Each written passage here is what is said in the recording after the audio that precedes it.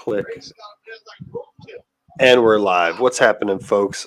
I'm McCleaver calling Andrew. Tonight, joined by Noah Foster. And we're here for not Elimination Chamber. Wow, Extreme Rules. Extreme Rules predictions this Sunday on Peacock. I'm seeing like 6-7 matches so far. It's Tuesday, so we might get some more added this Sunday, or Friday night or Saturday or whenever WWE just wants to throw, because it could be Sunday. It could be a kickoff match added, but who knows? Noah, how's it going, buddy? It's going well, man. It's good to see you. God bless you and your family. Hello, everybody out there in the Cleavers, column, and country. I am, of course, the Noah Foster, doing very well. It really is weird having this pay-per-view, one, in the fall, and two, it feels like it shouldn't exist at all. I looked at the highlights of Raw. I've been watching SmackDown because I still know the Tribal Chief. But more so lately, these last few weeks have been about really defining who is the star quality in the draft coming up. But that being said, it's a show beyond a show. It should be okay. Yeah, I know this pay-per-view it looks decent on paper. You know what I mean? I have it all written down right here, folks. But I mean, yeah, the draft is coming up, October 1st and ending correct. October the 4th? Yep. So that's next week, guys. You know what I'm saying? That's next week.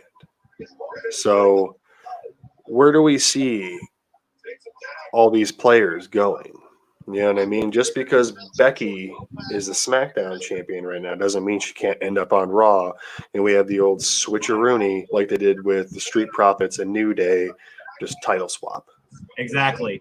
Because branding. So, and then you think about other former champions that are no longer champions, like Bobby Lashley, like Drew McIntyre. Could they move over maybe to Friday Night SmackDown? And then you think about, okay, but who moves over from SmackDown to Raw? Maybe Cesaro, maybe Seth Rollins. Yes, I mean, somebody there's got to make a move. And a big one. And yeah, there needs to be a big move here. And so far, I believe there has only been one stipulation match. Yes, it's the main event, or at least I would think it is the return of the Demon facing the Tribal Chief in literally the name of the show, Extreme Rules. Basically glorified NoDQ. Yeah, NoDQ, folks. Shout out to NoDQdotcom, by the way. Hi, and stay tuned, folks, for the official NoDQ predictions panel this Saturday night, 8 p.m. Eastern Standard Time. Only on NoDQ.com. Hey, do me a quick favor. Can you turn down whatever is playing in the background just a little bit? Oh, yeah, absolutely. Thank you. My bad. Oh, that's what happens when I don't know the freaking volume of my television. Oh, it's all good, man. Hello, Roku, TCL, at its finest. That should do it. I like my Roku TV, except it took away YouTube TV. But I figured out if you just go through your YouTube app, go all the way down on the bottom, you can sign into YouTube TV and use it just fine. So life hack to anybody who has suffered from Google and Roku being assholes to each other and not getting along. But anyways, we're gonna start the match or the night off with Liv Morgan versus Carmella. This match really has no significance to it besides Carmella start trying to still say she's the most beautiful woman in all WWE, and Liv Morgan continuing to try to get some sort of a push, which she deserves. But we have in Carmella's corner, we have Zelina Vega.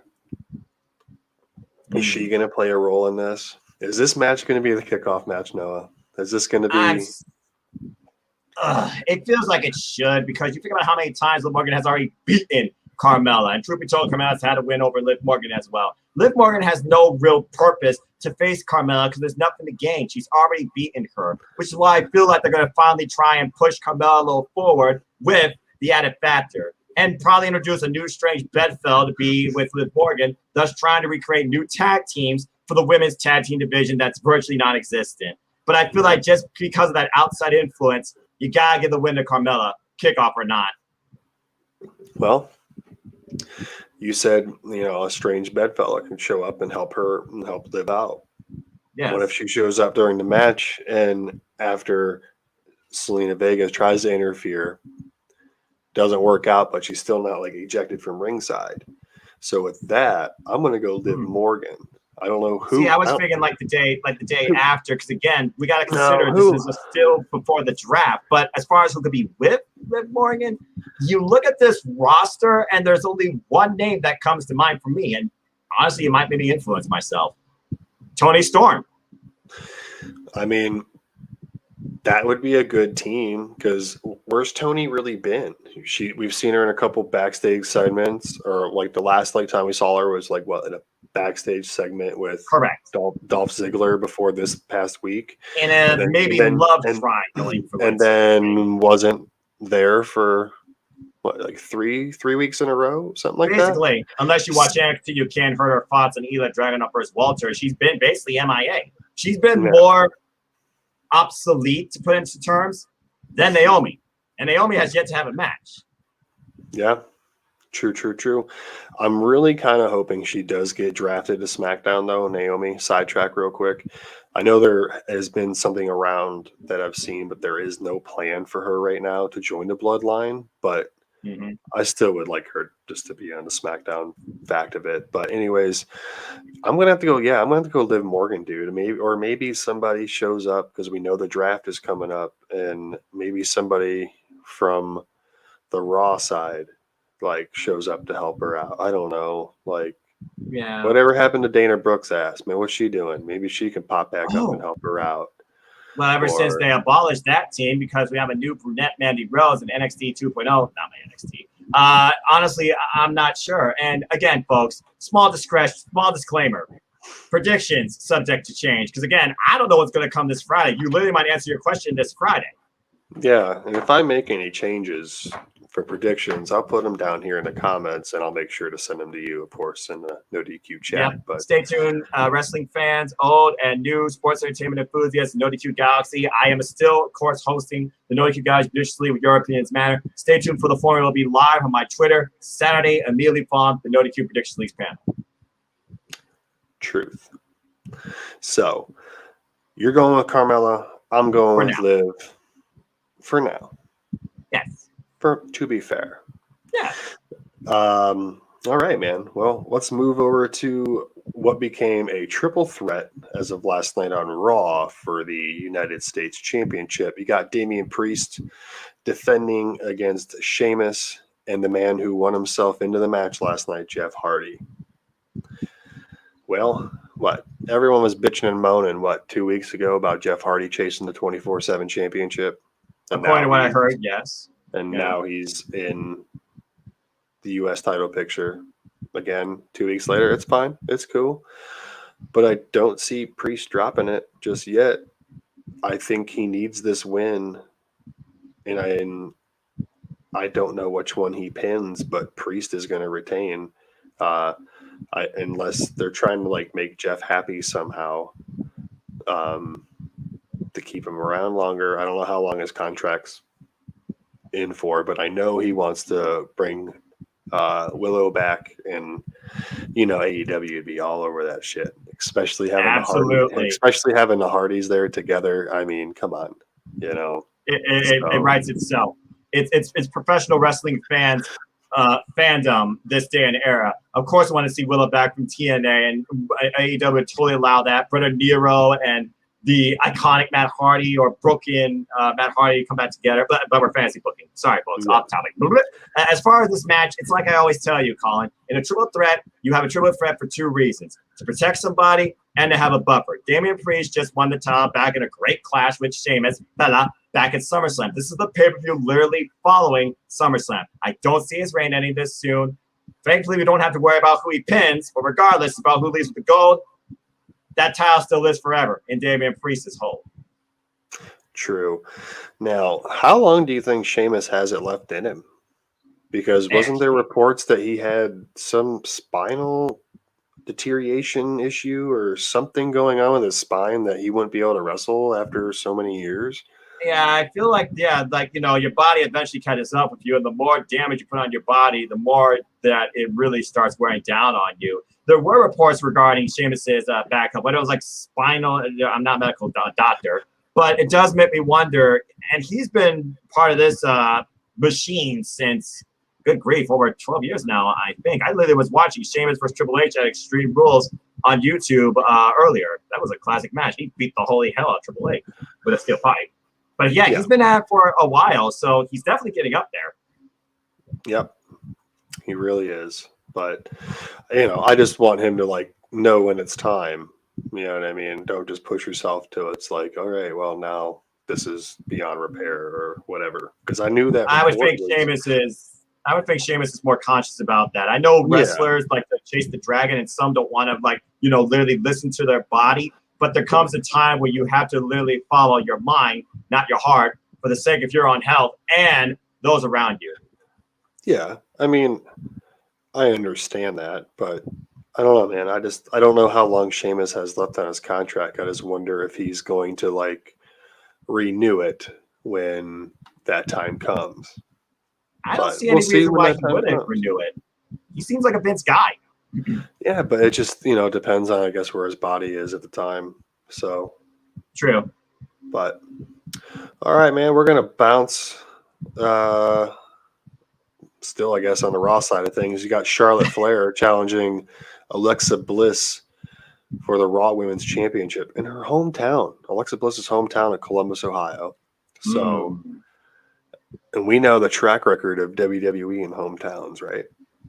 Yeah, it's not great. They shit on you in your hometown.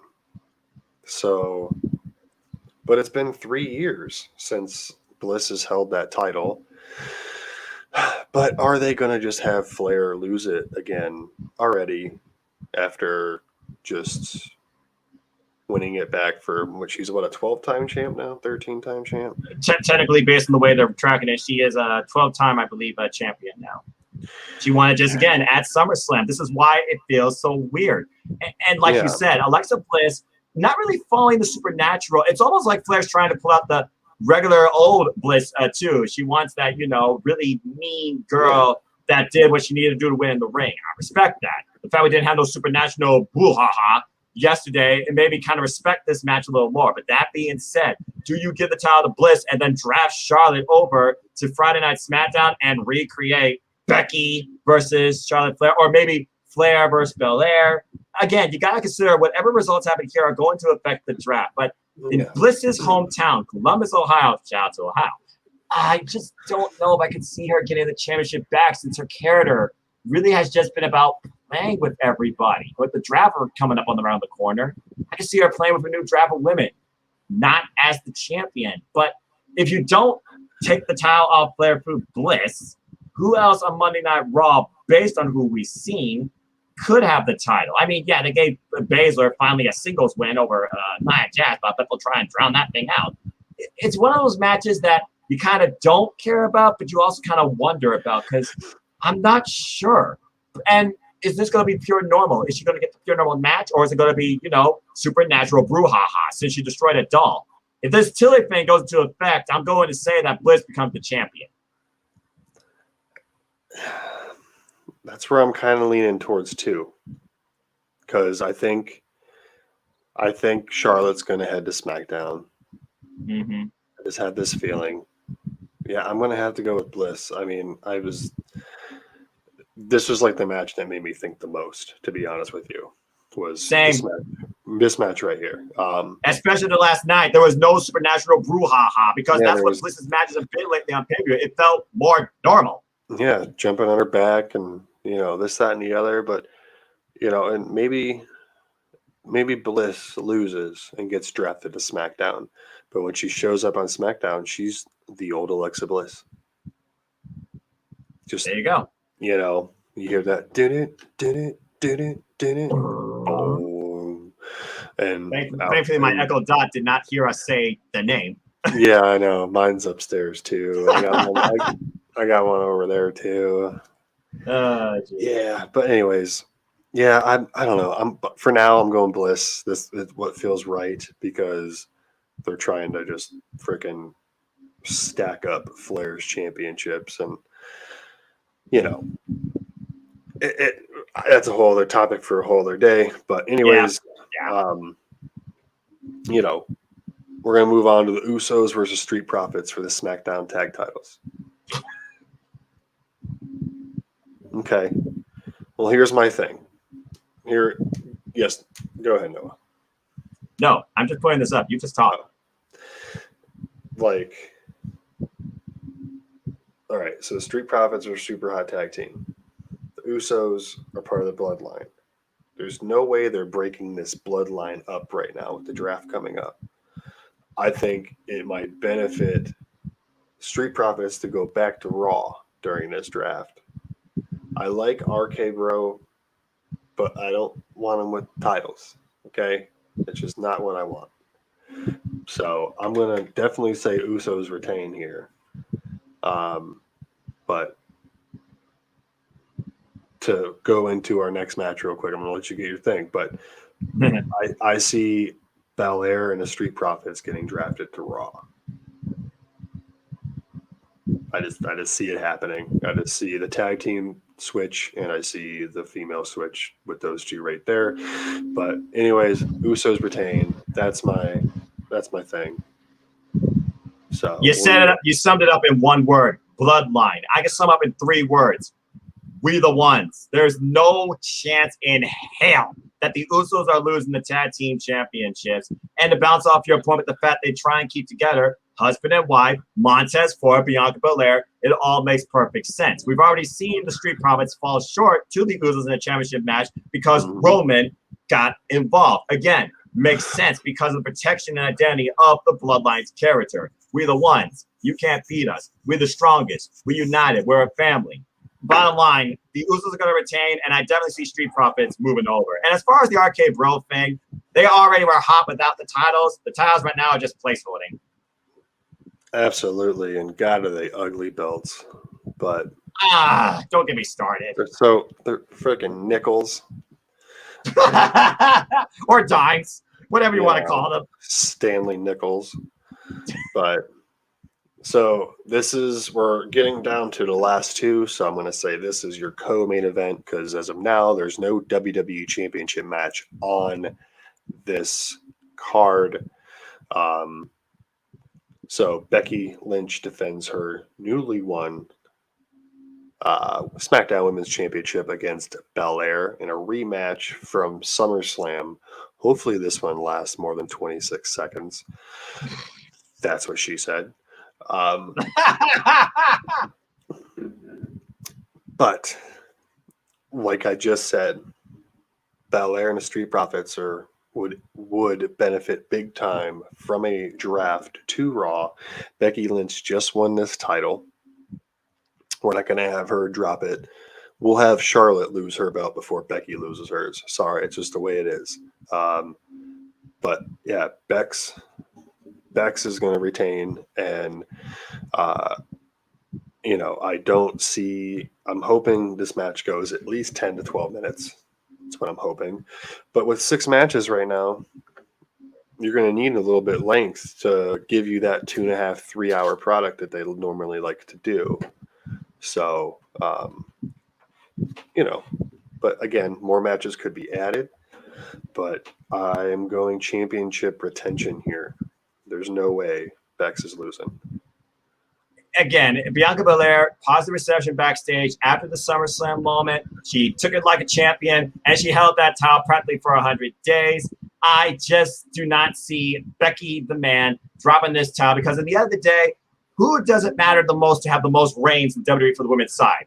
Charlotte Flair. That's why she literally is the light switch champion. The bottom line, Becky Lynch, the man's going to retain, and I feel that this truly is going to be a really good match because we know Belair's a great in-ring worker, Becky's a great in-ring worker. They had the moment. Now let's see him give us the classic match. And with Becky trying to be this heelish persona, but no one's ever going to boo the man, even if you plug it in, we know we're not booing her. Becky's retaining, and Bianca's done everything she needed to do on SmackDown. Go to Raw, take that red belt finally. Yep, give yourself the trifecta. And there you go. But anyways, I mean, we're we're gonna get to the main event. It's Roman Reigns defending his Universal Championship against the Demon Finn Balor. Not Fonzie, not not Mr. Smiley, not Balor Club, the Demon. This is going to be cool, and it's was announced earlier. It's going to be an Extreme Rules match. So again, the only stipulation match of the night. Extreme Rules means no DQ. No DQ means Usos. It also means Brock Lesnar. Exactly. But in the end, Roman's going to come out on top. But I mean, we all know. I really, if they, like, no offense to Finn Balor, but if they have Roman lose the belt to him, like, it's just, yeah. I mean, even if Brock Lesnar costs him, no, don't. Don't you even. If anybody remembers Pineapple Express, don't. I know exactly what you're referring to. Don't. But no, seriously, like just I don't know. I'm excited for this match, though. I really am. I mean, there's so many variables. There's Paul Heyman. There's Brock Lesnar. There's the Usos. There's the Demon character itself, which the entrance is always so great. But, exactly. But I mean, there's no possible way they're taking this off of Roman, because what they're building up for, obviously, is Brock versus Roman. Yep. And what pay-per-view, I wonder, are we going to get now in October? Because, or no, it's going to happen at Crown Jewel. I forgot. It's already been announced. I forgot about Blood Money. But anyways, yeah, I just, and then whoever at Survivor Series, it will probably be what, Roman versus Big E, if Big E's still champion. Because if they still do the Battle of the Brands, yeah. Yeah, which they just need to end the shit and call it a day. I hate the brand split. I really do. I really, really, really, really, really hate the brand split. It's over. It's been what, almost 20 years since it. When was the first draft? 2002. 2002, yeah, under the reign of Ric Flair and Vince McMahon. Mac, yeah. So almost 20 years of this brand split bullshit. You know what I'm happy, though, is they don't do the brand split pay-per-views anymore. So there's 2 pay-per-views a month, one for SmackDown, one for Raw. So literally every 2 weeks there's a pay-per-view, and it was just trash. That was 24 months, and over like half of them were nonsense. Even then, the one-time month formula is still overkill, but I get exactly what you're saying. Again, like I said, this week in SmackDown and Raw, the last few weeks in SmackDown vs. Raw has not been about this pay-per-view. It's been about the draft. At the end of the day, though, going back to, since we are talking about the pay-per-view main event, Roman's winning. Believe that. As simple as that. There's no way the top character, top guy, top merch seller, top blankety blank, blank, blank, blank, blank. Hello, Virtue. There's no way Roman Reigns is literally losing this title. My friend Anir Atimet literally says that this Roman performance, this Roman progression, this Roman professional might as well have a reign longer than Kazuchika Okada with the IWGP Heavyweight Championship. I don't see the guy yet to rightfully take this title off Roman Reigns. I don't even see it being Brock Lesnar. But the fact they're recreating Brock Lesnar, Roman Reigns in a different light, where Paul Heyman could really be the decider in this whole storyline here. I love that. That's how you recreate something and make it feel fresh.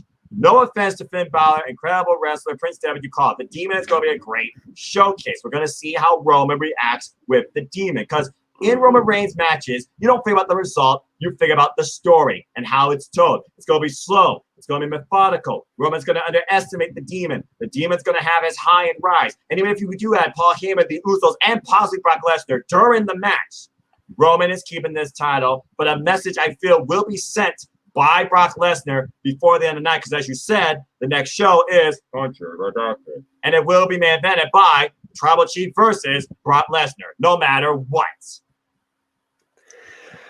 Yeah, and that's what sucks. Because honestly, I would think it's they would predictable. I would think they would try and push out the Brock Lesnar thing even farther, but this is a Rock versus Cena. I don't know necessarily how you keep pushing week by week up to WrestleMania, because honestly, I would think Brock versus Roman would have been safe for WrestleMania if they couldn't do The Rock. Yeah, if they can't do The Rock, I don't know what they're going to do at Mania, but that's literally what this whole thing's leading up to. Exactly. But I don't know. I guess we'll find out this Sunday.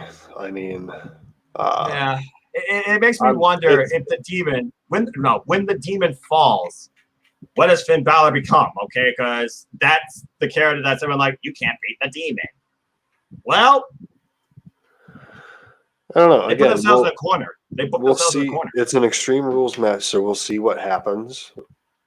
You know? Yeah. People said they couldn't beat the Fiend too, but hey.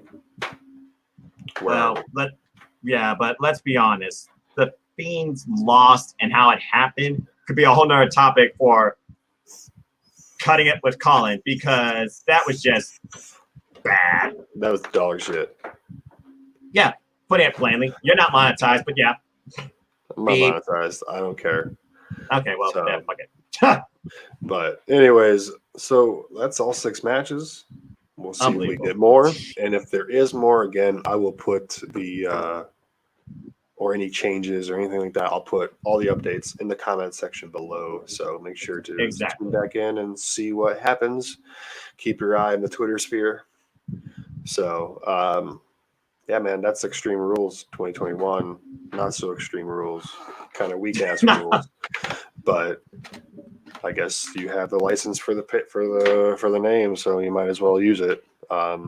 Anyways, why not?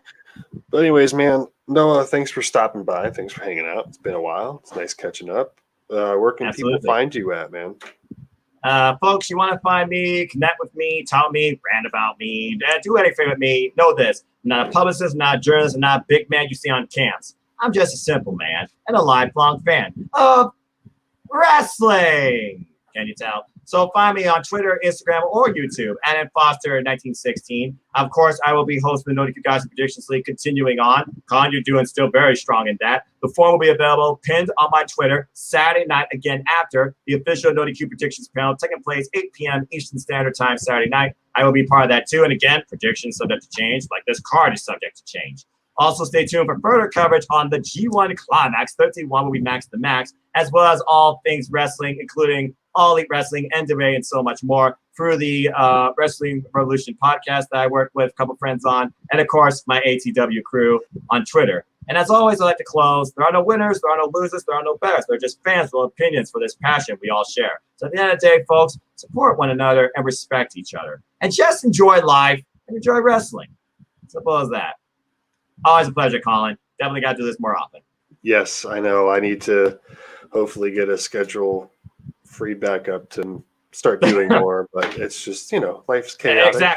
Exactly. I might do an ATW view next week, but again, time subject to change. Not enough time anymore, especially work back in order. Yeah, I mean, I'm back to work finally after surgery and still dad every day, and there you go. And I'm moving. So yeah, congratulations again. I don't know if the news is out there, but again, congratulations on that. Oh Lord, this is going to be a freaking nightmare to clean up. Oh, dude, once you find a rhythm, it's easy. I'll take your word for it. if we lived closer, dude, I'd save you boxes and shit. But I appreciate it. We don't. But, But anyways, man, thanks for stopping by. We'll do this again soon. And yes, like Noah had said, this Saturday night over on the NoDQ side of things. Well, I mean, we are Team NoDQ as well, but the official the official panel on Aaron Riff's NoDQ channel will be Saturday night, 8 Eastern. I don't know who's all going to be on there. I know Aaron Rift will be, but besides that, I don't know. My ass will be at work. Noah, didn't you say you were going to do that actually? Yes, I did. Yeah. So Noah and Aaron and 2 to 3 more to be announced, folks. But anyways, if you like this video, make sure to give it the old thumbs up. And if you haven't subscribed, make sure to subscribe. Share this with your friends. Have fun. Make sure to check out the Prediction League on Noah's Twitter. You can follow me on Twitter, right underneath here, NoDQ, calling Andrew. The Cleaver calling Andrew on Instagram. So that is it for the simple man, Noah Foster. I'm the Cleaver calling Andrew. Good luck, and as always, support NoDQ.com, and we'll catch you guys next time. Have a good night, folks.